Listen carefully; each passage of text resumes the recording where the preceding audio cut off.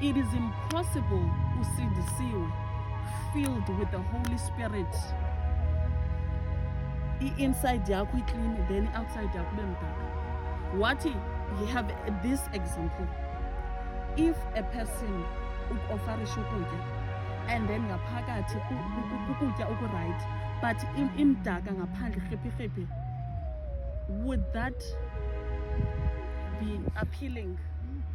Then I said no, it won't.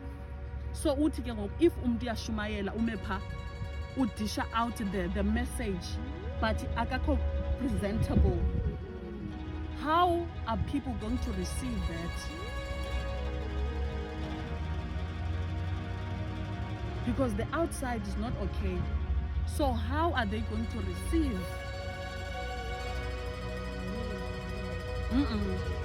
So